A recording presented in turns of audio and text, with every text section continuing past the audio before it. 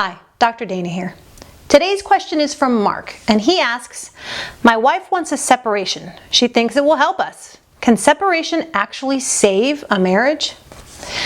The answer, believe it or not, is actually yes, if it is done correctly. And of course, unfortunately, the answer is no, it can end your marriage if it's handled incorrectly. So what are the rules for a successful separation? Because you really must set agreed upon guidelines for this to work. The whole point of a separation is to get a good understanding of what life would be like without the other person, to determine if you'd be happier with them or without them. It's an opportunity to stop fighting and hopefully break some bad patterns. And it's a chance to give each other a space to really think about yourself and your future. But this is very difficult to do if you are terrified the entire time that you are losing your spouse. So you must feel safe, or as safe as you can, by agreeing upon guidelines that can give you both the peace of mind to take some time to really think. But again, you have to stick with them for this whole thing to work. So, number one, you need a time frame. How long are you planning to stay separated? I don't recommend anything longer than 6 months, but I would prefer that it be more like 3 months, especially if you've got kids. You must know this is hard on the kids, but it's better than a divorce, so agree upon a time frame. You want a long enough time to really get a feel for life without the other, but not long enough to get settled into your two separate lives. Number two, live like you're divorced. Separation doesn't work if you are still sharing monies, meeting each other for dinner, helping each other with tasks like picking up the dry cleaning or one of you paying all the bills. And it really doesn't work if you are occasionally still hooking up. This all gives you a false sense of what being divorced will feel like. I have found that couples who separate like this usually end up divorced because they never truly got a feel for what divorce would be like. Basically, they got to have their cake and eat it too. So as hard as it is, go all out. If you're going to split custody of the kids, start now. Don't close any accounts, but separate the money and live on those new budgets. Don't attend family functions together anymore. Live like you're divorced. It's painful, but necessary to get a clear picture.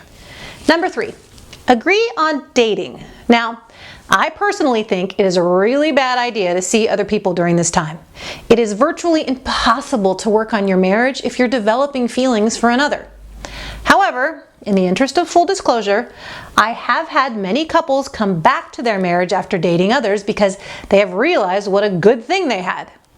In other words, they go visit other pastures and realize the grass is not greener. In fact, it's pretty rough out there. I also have to be honest and tell you that many couples who have survived a separation have told me that once party number one was already seeing someone else, party number two decided to start dating as well. Interestingly enough, this did not go over very well with party number one, and they changed their minds about seeing other people. Now, let me reiterate, this can be very dangerous because if either party develops real feelings for another new and shiny person, it is very difficult to go back to the marriage. But whichever way you decide to go with this, it has to be mutually agreed upon and then followed.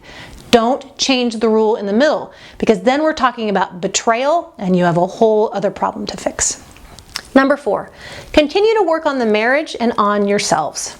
The point of separation is to take a break, get some perspective, and hopefully make a decision to start fresh on a new, mutually happy marriage together.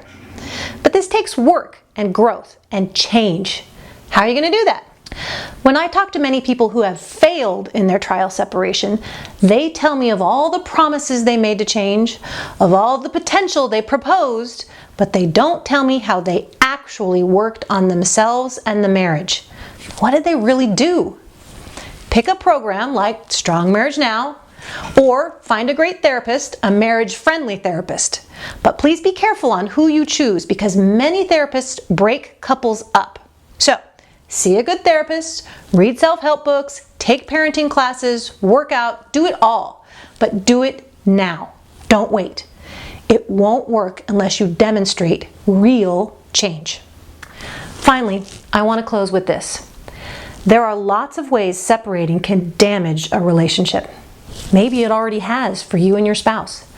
But I want to assure you that you can restart at any time. You can sit down with each other and decide to do this right. Your marriage deserves it. Your kids deserve it. You each deserve a chance to see if you can save your marriage by taking a break.